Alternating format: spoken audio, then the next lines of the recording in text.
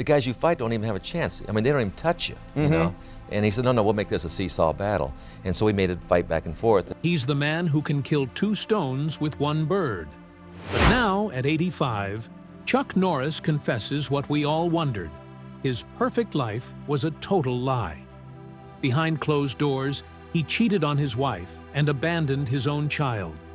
And when his new wife got terribly sick, he had to choose between his career and saving her life.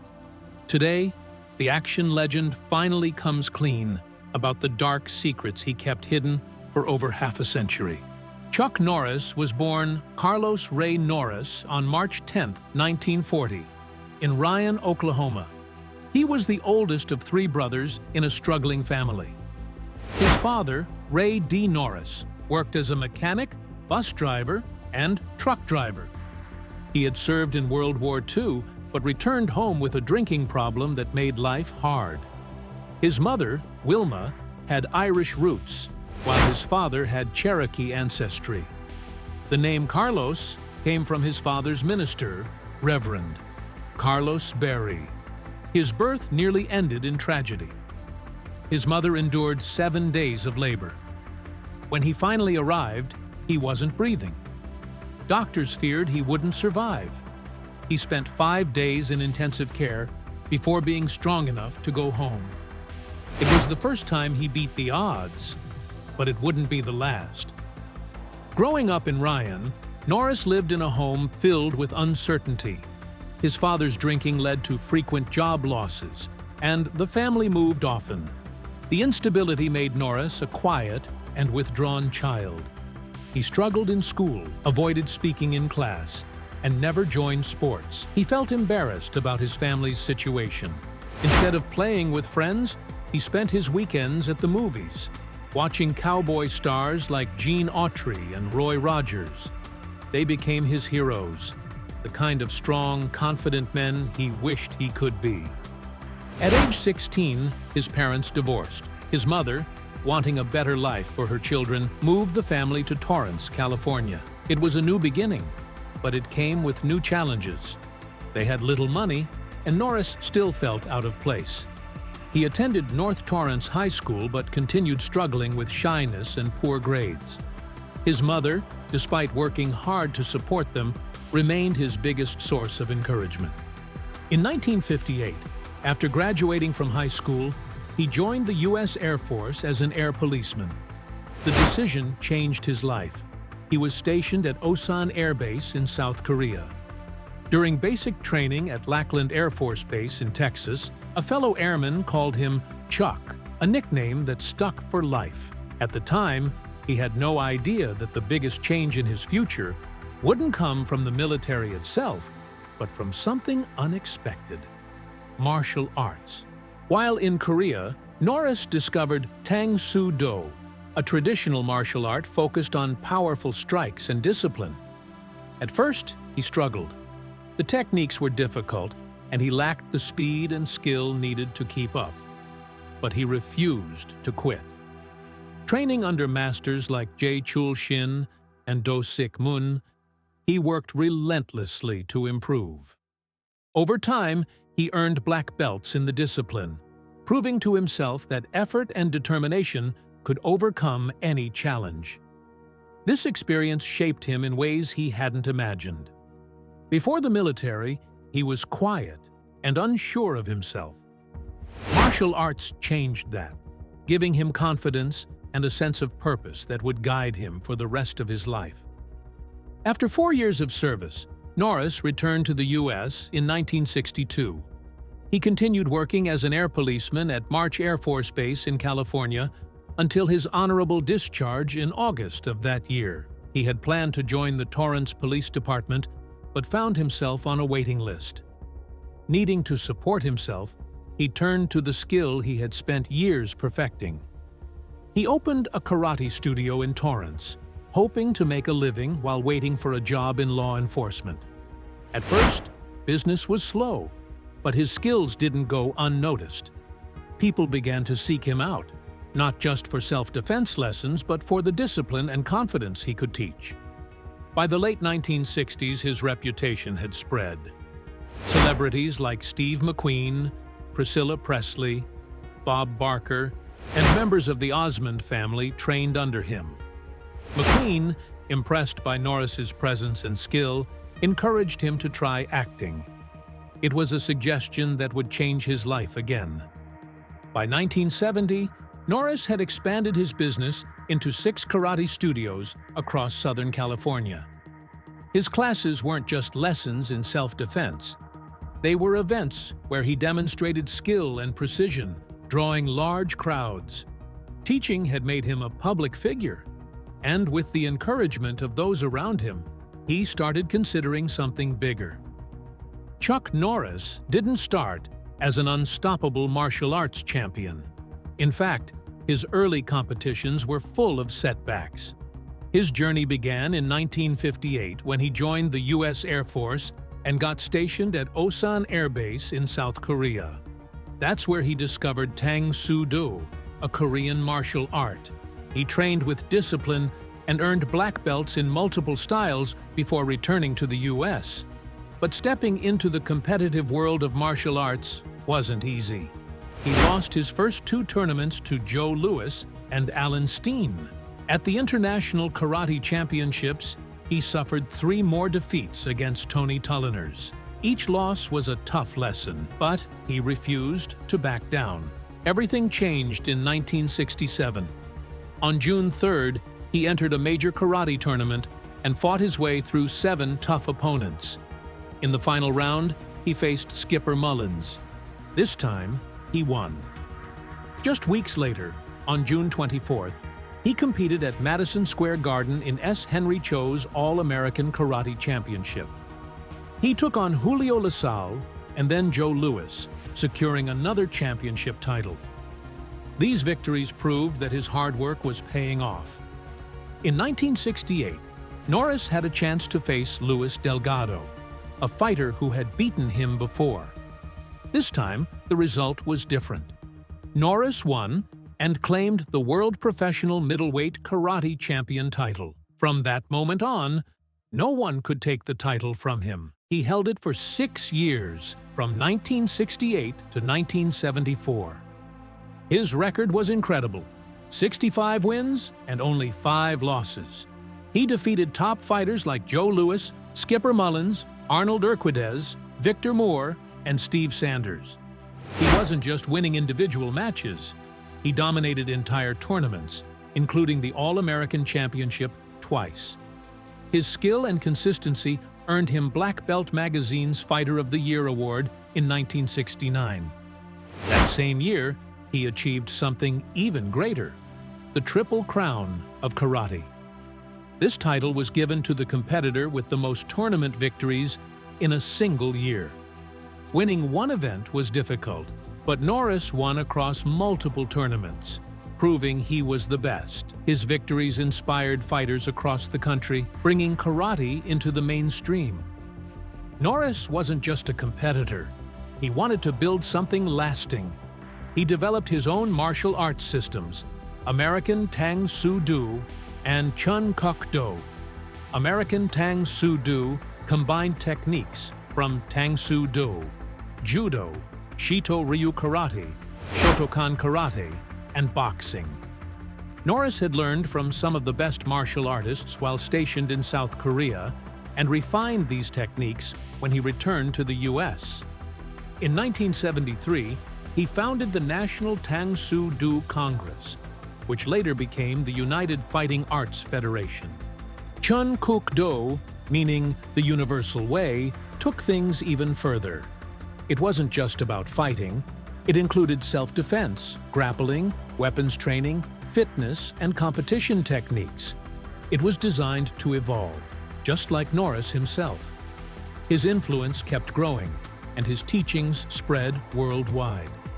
Today, his martial arts legacy lives on. The United Fighting Arts Federation oversees more than 90 schools with over 4,000 active members. Chuck Norris never planned on becoming a Hollywood star. McQueen was one of Norris's students and saw potential in him beyond martial arts. He told Norris to try acting, saying Hollywood needed real fighters on screen. At first, Norris wasn't sure. He had no acting experience, but he took McQueen's advice and decided to give it a shot. His first starring role came in 1977 with Breaker. Breaker, a low-budget action film where he played J.D. Dawes, a trucker taking on corrupt officials in a small town. The entire movie was filmed in just 11 days, and Norris was paid only $5,000. Critics weren't impressed. Reviews called the movie shoddy and complained about the wooden direction, but audiences thought differently.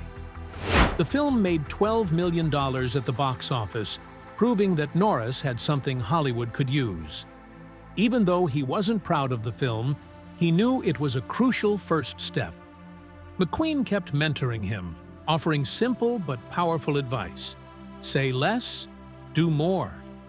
He told Norris to bring as much of himself into his characters as possible.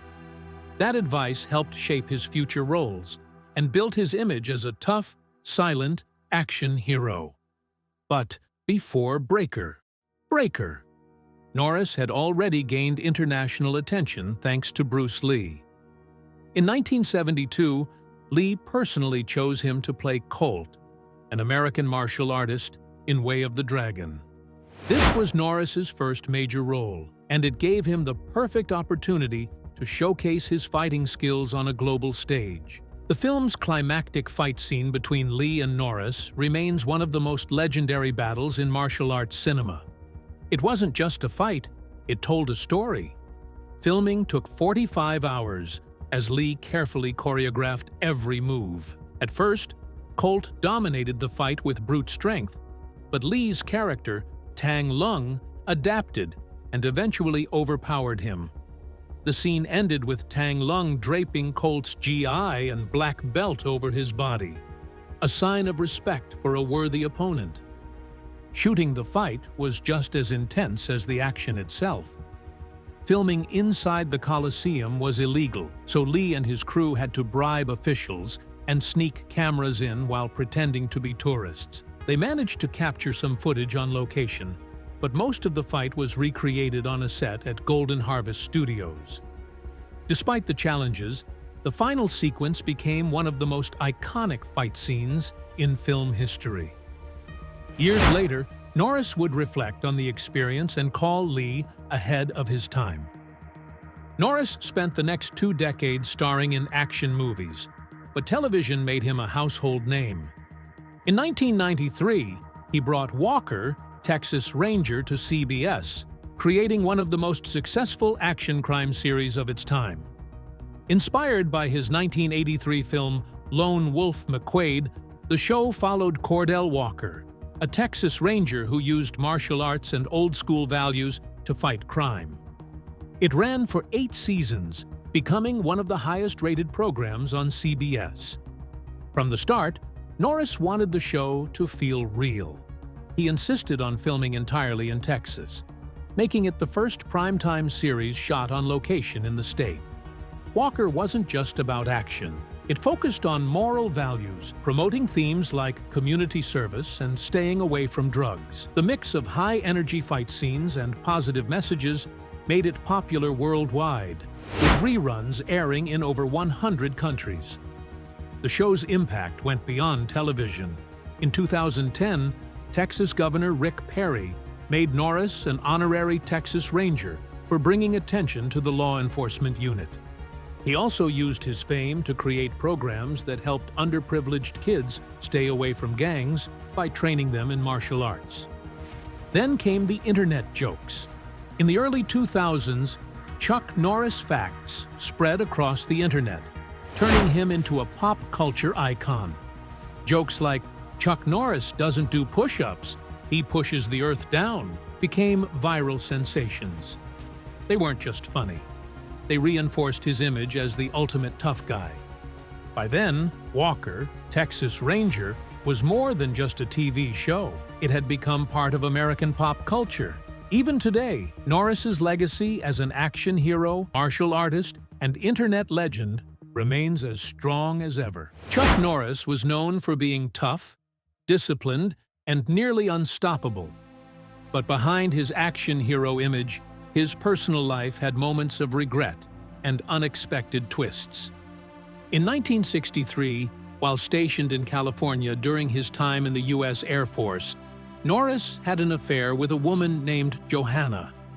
It was a brief moment that led to something he wouldn't learn about for decades. 9 months later, Johanna gave birth to a daughter, Dina Morris. But Norris had no idea she even existed. Dina grew up never knowing her father's identity until she was 16. One day, she overheard her mother talking to a friend. And that was when she learned the truth. Johanna told her to forget about it. She didn't want Dina to reach out, but that didn't stop her. At 26 years old, Dina finally wrote a letter to Norris in 1991. She explained everything, hoping he would respond. When he read the letter, he didn't hesitate. He agreed to meet her. The moment they saw each other, Norris hugged her. He didn't need proof. He later wrote in his 2004 autobiography, Against All Odds, my story, that he felt like he had known her forever. He also admitted something painful. Johanna never knew he was married when they had their brief romance. He had kept that from her. When he finally shared this story with the world, fans were stunned.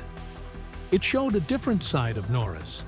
Not the fearless fighter, but a man who made mistakes and carried guilt for years. His autobiography didn't just mention Dina. It went deeper, revealing how much he regretted the affair. He called it a brief fling, something that seemed small at the time, but changed lives forever.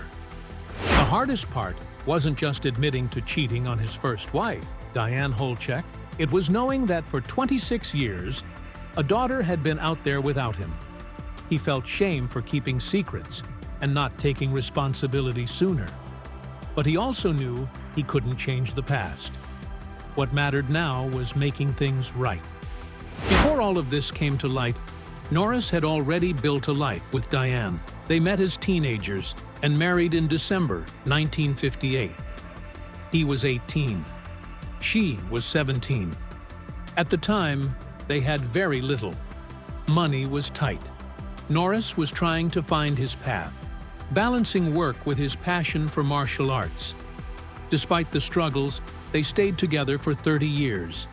They had 2 sons, Mike and Eric, and built a family that lasted through the ups and downs of Norris's rising career. But by 1988, things had changed. The marriage ended in divorce, though it wasn't messy or filled with drama. Norris always spoke highly of Diane, crediting her for supporting him in the early days. A decade later, in 1998, he married Gina O'Kelly, a former model with Irish and Native American heritage. They had twins, Dakota Allen and Danilee Kelly, in 2001. His personal life had gone through major shifts. But through it all, he stayed close to his children, old and new. Even on set, Norris had his share of struggles. One of the most intense moments of his career happened in 1985, while filming Missing in Action 2, The Beginning. In one of the most brutal scenes, his character, Colonel Braddock, was tortured with a live rat tied inside a sack placed over his head, while he was hanging upside down. At first, the plan was to use a fake rat, but due to production issues, the crew decided on a real one. Norris didn't like the idea. He told them to kill the rat first before placing it in the sack, but the experience was still horrifying. Fake blood poured into his mouth during filming, but it wasn't just blood. It mixed with real remnants of the rat. Later, Norris admitted he was terrified. He feared catching a disease like the bubonic plague. Chuck Norris has faced heartbreak that shaped him into the man he is today. One of the most painful moments of his life came on June 3, 1970, when his younger brother, Wieland Clyde Norris, was killed in Vietnam. Wieland was 26 years old and serving as a private in the 101st Airborne Division. He lost his life while defending Firebase Ripcord, a battle that became one of the bloodiest of the war. For Chuck, the news was devastating. Wieland wasn't just his brother. He was his friend, his inspiration, and a man he deeply admired. Wieland's death left a permanent mark on Chuck's life and career. In the 1980s, he dedicated the Missing in Action film series to his brother's memory. The movies focused on rescuing American prisoners of war in Vietnam. For Chuck, this wasn't just another action film. It was personal. He wanted to honor his brother and the soldiers who never made it home. The first film, released in 1984, was a major box office success, earning over $22 million despite criticism from movie reviewers. But Chuck wasn't making these films for critics. He was making them for Wieland. The loss of his brother also shaped Chuck's political beliefs. He became a strong supporter of conservative values and admired Ronald Reagan's leadership in the 1980s. His love for his country and its military was deeply personal. Wieland was posthumously awarded the Silver Star for his bravery, a moment that reinforced his place as a hero in the Norris family. Chuck never let that honor fade. He carried his brother's legacy with him, making sure the world never forgot his sacrifice. A year after Wieland's death, Chuck faced another tragedy. His father, Ray D. Norris, died in 1971. Ray had served in World War II and worked as a mechanic, bus driver, and truck driver. But life was never easy for him. He struggled with alcoholism, a battle that created instability for the family. Chuck grew up watching his father disappear for long periods, leaving his mother to take care of the household. Ray's final years were difficult. He fought cancer, but in the end, it wasn't the disease that took him. A car accident claimed his life. Losing his father, after everything else, was another heavy blow. Chuck had already faced hardship growing up. His parents divorced when he was 16, forcing him to take on responsibilities beyond his years. He helped raise his younger brothers, while his mother worked to provide for them. Despite the challenges, Chuck never let hardship define him. Instead, he pushed himself to succeed. He built a career in martial arts and Hollywood, becoming a global star. His father's struggles with alcoholism and financial hardship only made him more determined to create a stable life for his own family. Later, he dedicated himself to supporting veterans, a cause that honored both his father and his brother. Then, in 2013, Chuck faced another battle. This time, it wasn't his own. His wife, Gina O'Kelly, became seriously ill after receiving routine MRI scans. The problem was gadolinium, a chemical used in contrast agents to improve imaging. Soon after the injections, Gina's health began to decline. She suffered from burning sensations, memory loss, tremors, and speech impairments. Within 5 months, she became so weak she could barely swallow food. Chuck made a decision. His career no longer mattered. Gina's survival was the only thing that did. He stepped away from Hollywood completely to take care of her. He stayed by her side, comforting her, reading to her, and searching for answers when doctors couldn't provide them. He later said, "I gave up my film career to focus on Gina. I think this issue is that important." Determined to hold someone accountable, Chuck filed a $10 million lawsuit in 2017 against pharmaceutical companies. He claimed they failed to warn patients about the dangers of gadolinium retention. The FDA maintained that the substance was generally safe, but Chuck wasn't convinced. He had seen what it did to Gina. Throughout the entire ordeal, Chuck never left her side. He spent millions on treatments, desperate to find a way to restore her health. During her long hospital stays, he read 17 books aloud to her. He refused to let her go through it alone. Their bond, already strong, became unbreakable. Chuck Norris has never been one to back down from a fight. In 2018, he found himself in a battle that had nothing to do with fists or roundhouse kicks. This time, the fight was in a courtroom. On January 31st, Norris and his production company, Top Kick Productions, filed a $30 million lawsuit against CBS and Sony Pictures Television. The claim was simple. He was owed money from Walker, Texas Ranger, and the studios had been keeping it from him. When Walker aired from 1993 to 2001, Norris had a deal that gave him 23% of all profits from the show. That included money from television reruns, DVD sales, and streaming services. Over time, Walker brought in over $692 million. But according to Norris, he never saw the full amount he was promised. The lawsuit accused CBS and Sony of using loopholes to avoid paying him.